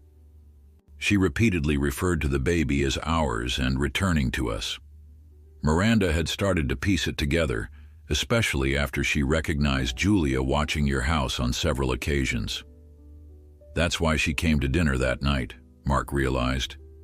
She was worried about Emma. Chen nodded. According to Brian, Miranda had planned to tell you both about her concerns. She'd been gathering evidence, photographs, the text messages, notes on when she'd spotted Julia near your home or Emma's workplace. And Julia somehow knew, Mark said, the pieces falling into place. She must have overheard something, or maybe she was watching the house that night and saw Miranda arrive. We found a listening device in your living room, Chen confirmed.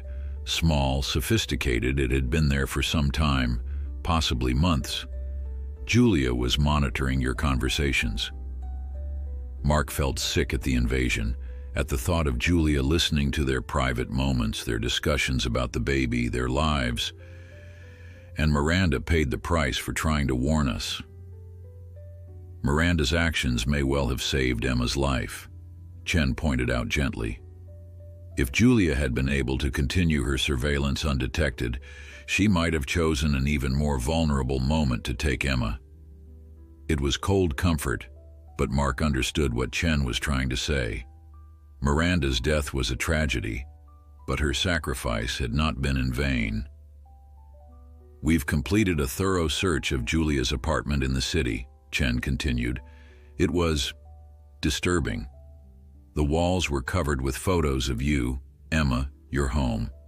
She had detailed notes on Emma's pregnancy, including doctor's appointments, expected due date, even the baby items you'd purchased. Mark shuddered, imagining the shrine to obsession that Julia had created.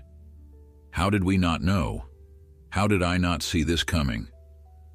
Stalkers are experts at concealment, Chen reminded him, and Julia was particularly intelligent and methodical. She maintained a normal-appearing life, job, apartment, social media presence, while dedicating her private hours to this fixation. For 9 years, Mark whispered, still unable to fully comprehend the depth and duration of Julia's delusion. We found journals dating back to your relationship with her, Chen confirmed. The pregnancy she mentioned was real. Medical records confirm she suffered a miscarriage around the time your relationship ended.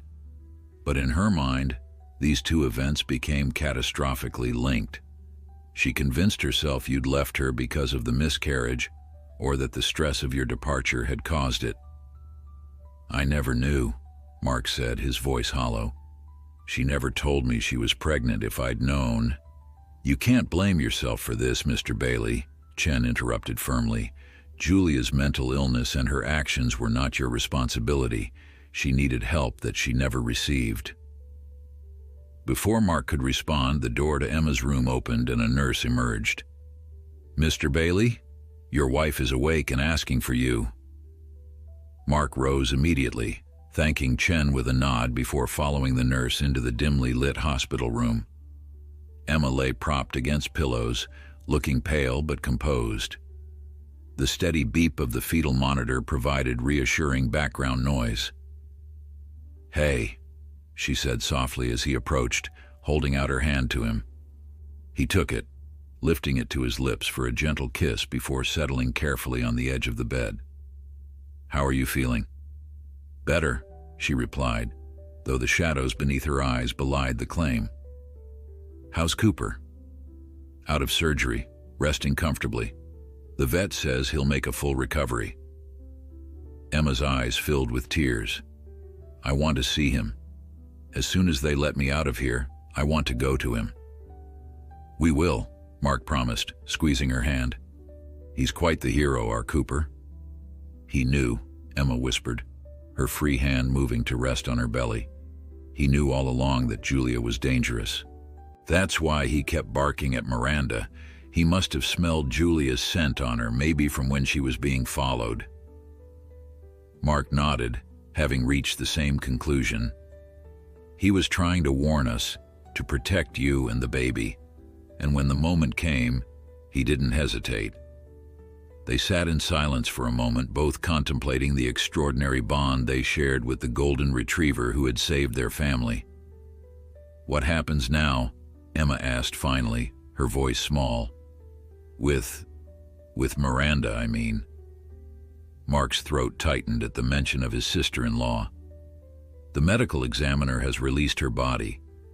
We can make arrangements for the funeral when you're feeling stronger." Emma nodded, tears spilling down her cheeks. "She came to warn us, Mark. She knew something was wrong, and she came to protect us, and I'll never get to thank her." Mark gathered Emma carefully in his arms as she cried, mindful of the IV line and the monitoring equipment. His own tears mingled with hers, grief and gratitude tangled together in a complex knot of emotion. "We'll honor her," he promised against Emma's hair.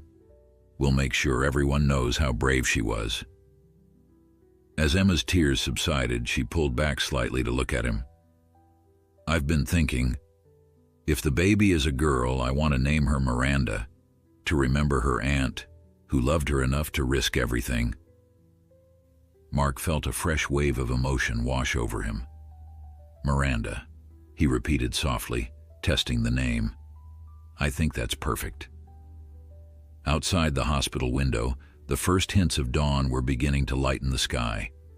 A new day was coming, the first of many they would face without Miranda, but also the first day of the rest of their lives, lives that had nearly been cut short, saved only by the instincts of a dog who had recognized danger before any human had. The road ahead would not be easy. There would be a funeral to arrange, statements to give, a trial to endure as the full extent of Julia's crimes was investigated. There would be grief and nightmares and moments of paralyzing fear, but there would also be healing. There would be a baby to welcome, a family to rebuild, and a golden retriever with a slight limp in his gait to remind them every day of what truly mattered: love, loyalty, and the fierce protection of those we hold dear. "Try to rest," Mark urged gently, helping Emma settle back against the pillows. "I'll be right here when you wake up." As Emma drifted back to sleep, her hand still clasped in his, Mark found himself offering a silent prayer of thanks for second chances, for the family that remained, and for the golden guardian who had ensured they would have a future together. 3 weeks after the nightmare at Mason Lake, Mark pulled into the driveway of their home, glancing in the rearview mirror at Cooper, who sat alert in the back seat. The golden retriever's fur had been shaved around his shoulder, revealing a healing surgical scar, but his eyes were bright and attentive as always. This was his first day home from the extended stay at the veterinary hospital, and his excitement was palpable. "Ready, boy?" Mark asked, smiling as Cooper's tail began to wag enthusiastically in response. Inside the house, Emma was waiting. She'd been discharged from the hospital after 3 days of observation, the baby still safely growing within her. The doctors had prescribed bed rest for the remainder of her pregnancy, a precaution given the extreme stress she'd endured, and she'd spent the past weeks creating a cocoon of safety in their living room, surrounded by books, her laptop, and an endless supply of tea. Mark helped Cooper out of the car, moving slowly to accommodate the dog's recovering shoulder. Despite the veterinarian's instructions to keep Cooper calm and limit his activity, the golden retriever pulled eagerly toward the front door, clearly eager to be reunited with Emma. "Easy, buddy," Mark cautioned, though he couldn't help but smile at Cooper's enthusiasm. "She's not going anywhere." As they entered the house, Cooper let out a soft whine of greeting. Emma looked up from her nest on the sofa, her face lighting up at the sight of her canine protector. "Cooper," she called, setting aside the baby name book she'd been browsing. "Oh, welcome home, sweet boy." Mark released Cooper's leash, and the dog moved carefully but deliberately to Emma's side, resting his head gently on her growing belly in a gesture that had become familiar before the incident. Emma's eyes filled with tears as she stroked his golden fur, carefully avoiding the shaved area around his wound. "I've missed you so much," she whispered. "We both have." As if in agreement, the baby gave a firm kick right where Cooper's head rested, making Emma laugh through her tears. "See? She remembers you." "She?" Mark asked, raising an eyebrow as he settled beside them on the sofa. Emma smiled sheepishly. "Just a feeling. The ultrasound technician said she couldn't tell for sure." Mark placed his hand next to Cooper's head, feeling the strong movements of their child. "Miranda," he said softly, the name still carrying a weight of both sorrow and hope. Cooper sighed contentedly, closing his eyes as Emma continued to stroke his fur. Despite everything they'd lost, in this moment, Mark felt the first real sense of peace since the nightmare had begun. They were home. They were together. They were healing. The house had been thoroughly cleaned and repaired in their absence. The broken window had been replaced, the message Julia had left on their bedroom wall painted over, new security systems installed. Mark's parents had overseen the work, determined that when Emma and Mark returned, they would find their home restored to a place of comfort rather than fear. "How did he do on the car ride?" Emma asked, still focused on Cooper. "Like a champion," Mark replied. "The vet said he'll need to take it easy for another few weeks, but he's healing remarkably well. Apparently he charmed every staff member into giving him extra treats. He's coming home at least 5 pounds heavier." Emma laughed, the sound lightening Mark's heart. Her laughter had been rare in the weeks since the attack, and each instance felt like a small victory. "The memorial service is tomorrow," she said after a moment, her expression growing somber. "Brian called while you were gone. He's picked up Miranda's mother from the airport." Mark nodded, a familiar heaviness settling in his chest at the mention of the service. They had delayed Miranda's funeral to allow Emma time to recover enough to attend, and to give Miranda's mother time to travel from her home in Australia. Tomorrow, they would finally say goodbye. "Are you sure you're up to it?" he asked gently, knowing how difficult it would be for Emma to face not only her grief but the curious and sympathetic gazes of everyone who had followed the tragic story in the news. "I have to be there," Emma replied firmly. "I need to say goodbye properly. And her mother, she needs to know what Miranda did for us, how brave she was." Cooper lifted his head at the change in Emma's tone, looking between them with concerned eyes. Even now he remained attuned to their emotions, ready to provide comfort or protection as needed. "It's okay, boy," Mark assured him, scratching behind his ears. "We're just sad about Miranda." As if understanding, Cooper rested his head back on Emma's belly, a silent guardian to both mother and unborn child. The next day dawned clear and cool, a perfect autumn morning that seemed at odds with the solemn occasion. Mark helped Emma dress in a simple black maternity dress, her 7.5-month belly now prominently displayed. Cooper watched from his new bed in the corner of their bedroom, his gaze following their movements with quiet vigilance. "We'll be back soon, boy," Mark told him, knowing the dog would be distressed at being left behind, but equally aware that bringing him to the service would create a stir they didn't need today. "You rest that shoulder." At the memorial service, the small chapel was filled beyond capacity. Miranda had been well loved by colleagues from the architectural firm where she'd worked, by friends from college and beyond, and by Brian, who sat in the front row beside Miranda's mother, his face a mask of grief barely held in check. Emma moved slowly down the aisle on Mark's arm, conscious of the whispers and glances that followed them. Their story had made headlines across the country: the pregnant woman abducted by her husband's delusional ex-girlfriend, the heroic dog who had saved her life, the tragic death of her sister who had tried to warn them. Today, however, was not about that story. Today was about Miranda. The service was both beautiful and heart-wrenching. Miranda's mother, a silver-haired woman with Emma's warm brown eyes, spoke of her daughter's creative spirit, her kindness, her determination. Brian shared stories that brought both laughter and tears. Friends and colleagues added their own memories, painting a portrait of a woman who had lived fully and loved deeply. When it came time for Emma to speak, Mark helped her to the podium, staying close as she faced the gathering. "My sister was my best friend," Emma began, her voice steady, despite the tears that shimmered in her eyes. "She was also the bravest person I've ever known. Many of you have heard what happened, but what you may not know is that Miranda suspected something was wrong weeks before that terrible night. She noticed someone following me, watching our house.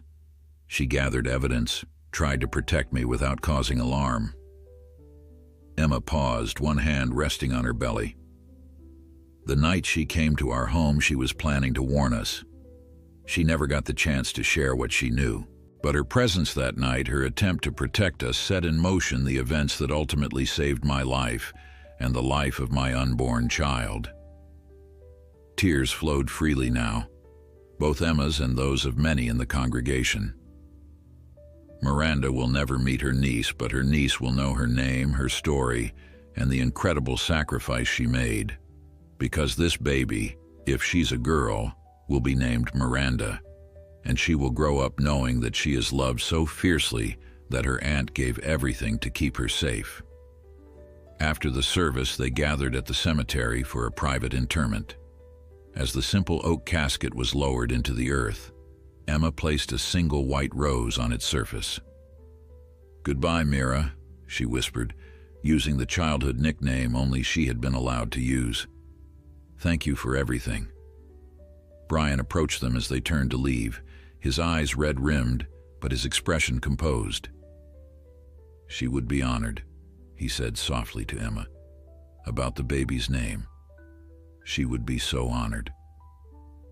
Emma embraced him carefully, the bond of their shared grief transcending the awkwardness that had sometimes existed between them. "Will you stay in touch?" she asked. "The baby should know her Uncle Brian." A ghost of a smile touched his lips. "I'd like that." As they drove home, Emma sat quietly, lost in thought. Mark reached across to take her hand. "You did beautifully today," he said. "Miranda would be proud." Emma squeezed his hand in response. "I just keep thinking about how much she loved Cooper," she said after a moment. "Remember how she always brought him those special treats? And he always did that funny dance when he saw her coming." Mark nodded, remembering the enthusiastic greeting Cooper reserved for Miranda, his whole body wiggling with delight. He knew she was special. "And he knew something was wrong that night," Emma continued. "He tried to warn her, to warn us, if only we'd understood sooner." "We can't go down that road," Mark said gently.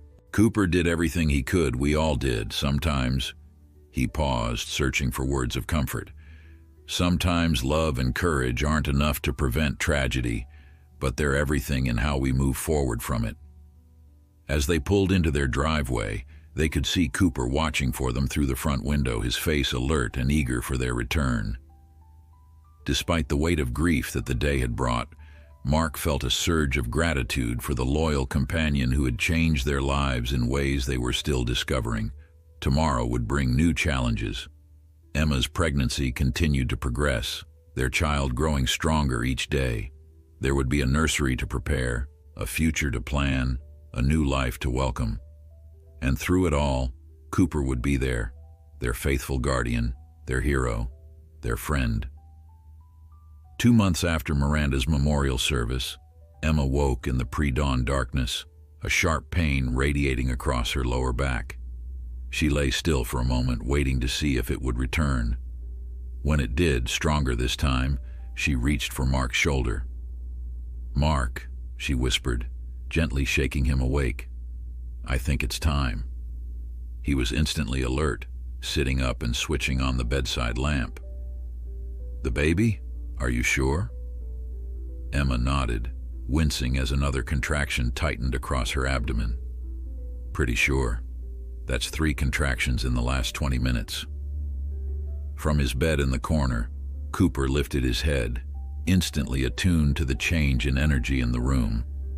The golden retriever had made a remarkable recovery over the past months. Though he still favored his injured shoulder slightly when tired, he had resumed most of his normal activities, including his self-appointed role as Emma's constant shadow. Now, he rose and padded to the bedside, his intelligent eyes fixed on Emma's face as she breathed through another contraction. "Good timing, little one," Mark said, placing a gentle hand on Emma's belly, "right on your due date." They had reached the 40-week mark, a milestone that had once seemed impossibly distant during those terrifying days after Emma's abduction. Each week of the pregnancy that passed without complication had felt like a small miracle, a victory over the trauma they had endured. Mark helped Emma to her feet, then gathered the hospital bag they'd prepared weeks ago. Cooper followed them anxiously around the bedroom, seeming to understand that something significant was happening. "It's okay, boy," Emma reassured him, pausing to scratch behind his ears. "We're just going to have a baby." The drive to the hospital was calm, almost surreal in its normalcy after everything they had been through. Emma's contractions continued steadily, growing gradually more intense but still manageable. Mark kept one hand on the wheel, the other clasped firmly in hers. "I wish Cooper could come with us," Emma said between contractions. "He's been part of this journey from the beginning. It seems wrong to leave him behind now." Mark smiled, understanding her sentiment completely. "I'm pretty sure the hospital has rules against dogs in the delivery room, but he'll be waiting when we bring the baby home." They had left Cooper with Mark's parents, who had moved temporarily into the guest room to help during these first weeks with the newborn. His father had promised to take the dog for his morning walk and give him extra treats to ease the separation anxiety. At the hospital, they were shown to a spacious birthing suite. Emma's doctor arrived shortly after, examining her with gentle efficiency. "You're already at 6 centimeters, Dr. Patel announced with a smile. "This baby might be in a hurry to meet you." The next few hours passed in the strange time warp that is labor, moments of intense focus during contractions followed by peaceful lulls, the rhythm ancient and primal. Mark remained by Emma's side throughout, supporting her physically and emotionally as she worked to bring their child into the world. Just after noon, with a final tremendous effort from Emma, their daughter slipped into the waiting hands of Dr. Patel, announcing her arrival with a strong, indignant cry.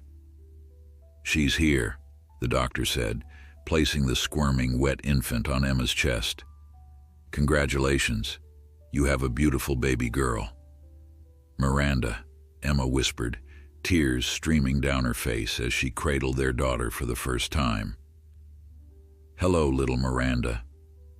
Mark found himself unable to speak, overcome by the tangle of emotions, joy at his daughter's safe arrival, lingering fear from all they had endured, grief for the aunt his child would never know, and profound gratitude that they had made it to this moment. Little Miranda. Elizabeth Bailey weighed 7 pounds, 3 ounces, with a shock of dark hair and eyes that, when briefly opened, revealed the deep blue of all newborns. Her tiny fingers curled reflexively around Mark's thumb when he reached to touch her, establishing a connection that felt simultaneously brand new and ancient as time. "She's perfect," he finally managed, his voice thick with emotion. "Absolutely perfect." The next day, Emma and Miranda were cleared to go home. As Mark pulled into their driveway, he could see Cooper's face pressed against the front window, the dog's entire body vibrating with anticipation. His parents stood behind Cooper, smiling and waving. "Someone's excited to meet his new person," Mark observed, turning off the engine. Emma smiled, glancing into the back seat where Miranda slept peacefully in her car seat. "I think the feeling will be mutual." Mark's father opened the front door as they approached, holding firmly to Cooper's collar to prevent him from bounding out to greet them. The golden retriever was practically dancing with excitement, his tail wagging so hard his entire back end swayed. "Easy, Cooper," Mark cautioned as they entered, Emma walking carefully with Miranda cradled in her arms. "Gentle now." They had prepared for this moment, following the veterinarian's advice about introducing dogs to newborns. Mark's mother had brought home one of Miranda's hospital blankets the previous day, allowing Cooper to become familiar with the baby's scent before meeting her. Now, they settled on the sofa, Emma holding Miranda securely while Mark knelt beside Cooper, keeping a gentle hand on the dog's back. "Cooper, this is Miranda," he said softly, allowing the dog to approach slowly. "She's part of our family now." Cooper's excitement had transformed into something more solemn and deliberate. He moved forward with careful precision, his nose twitching as he took in the newborn's scent. After a moment's investigation, he sat down beside Emma, resting his head gently on the sofa cushion next to Miranda, his eyes fixed on her tiny face. "I think he approves," Emma's mother-in-law remarked, smiling at the scene. "More than approves," Emma replied, watching as Cooper maintained his protective vigil. "I think he's just accepted his newest charge." In the days that followed, Cooper's devotion to Miranda became even more apparent. He positioned himself strategically wherever she was, beside her bassinet during naps, under her bouncer when she was awake, next to Emma's chair during feedings. When she cried, he was often the first to respond, alerting the adults with a soft whine if they hadn't already heard. One night, about a week after bringing Miranda home, Mark awoke to Cooper's gentle but insistent nudging. The dog was clearly agitated, whining softly and tugging at Mark's sleeve. "What is it, boy?" Mark mumbled, still half asleep. Cooper responded by moving to the bassinet where Miranda slept, then back to Mark, his behavior unmistakably urgent. Fully awake now, Mark went to the bassinet and immediately understood Cooper's concern. Miranda was making strange, struggling sounds, her tiny face turning slightly blue. Mark scooped her up, turning her onto her side and patting her back firmly. A moment later, she coughed up some mucus that had been obstructing her airway, then began to cry, a reassuring, healthy sound. "Good boy, Cooper," Mark praised, his heart still racing from the scare. "Good boy." Emma had awakened during the commotion and now sat up in bed, reaching for Miranda. "What happened?" "She was choking a little in her sleep," Mark explained, passing their daughter to her. "Cooper alerted me. If he hadn't..." He didn't need to finish the sentence. Both of them knew what might have happened if Cooper hadn't been so vigilant, so attuned to Miranda's well-being. After ensuring Miranda was breathing normally and settled back to sleep, they both sat on the edge of the bed, Cooper between them, accepting their grateful pats and whispered thanks. "First he saves you and the baby," Mark said softly. "Now he's saved her again. We're going to owe this dog a lifetime supply of premium treats." Emma smiled, leaning down to press a kiss to Cooper's head. "I think he'd say we don't owe him anything," This is just what he does. He protects his family. 6 months later, on a warm summer evening, the Bailey family gathered in their backyard for a small celebration. Miranda, now a chubby, cheerful baby with Emma's dark hair and Mark's curious eyes, sat in a bouncer under the shade of an old oak tree. Cooper lay beside her, as always, his eyes following her every movement with patient devotion. Brian was there, along with Miranda's grandmother from Australia, who had extended her visit indefinitely, unwilling to put too much distance between herself and her only grandchild. Mark's parents had brought an elaborate cake, and Detective Chen had stopped by briefly to deliver a gift and marvel at how much Miranda had grown. They had gathered for a dual celebration, Miranda's half-birthday and the official dedication of a memorial garden they had planted in honor of her aunt. The small but beautiful space featured Miranda's favorite flowers and a simple stone bench engraved with her name and the words, "Beloved sister, brave protector." As the evening light turned golden, Emma stood to offer a toast. Everyone raised their glasses as she spoke. "To my sister Miranda, who watches over us still. To our daughter Miranda, who brings us joy beyond measure. To Cooper, our guardian and hero. And to all of you who have supported us through the darkest of times and now share in our light." Later, as twilight settled over the garden, Emma and Mark sat on the memorial bench watching as Cooper gently nuzzled baby Miranda, making her giggle with delight. The sound of her laughter, pure and uninhibited, seemed to wash away the last lingering shadows of the trauma they had endured. "Do you ever wonder," Emma asked softly, "what would have happened if Cooper hadn't been so persistent that night? If he hadn't kept barking at Miranda, trying to warn us?" Mark slipped his arm around her shoulders, pulling her close. "I try not to think about the what-ifs. They lead nowhere good." "You're right," she agreed, leaning into him. "Better to focus on what is. Our beautiful daughter, our amazing dog, our family, different than we imagined, marked by loss but still whole." As if sensing he was being discussed, Cooper looked up from his position beside Miranda, his soulful brown eyes meeting theirs across the garden. In that moment, Mark was struck anew by the depth of connection they shared with this remarkable animal who had changed the course of their lives through pure instinct and unwavering loyalty.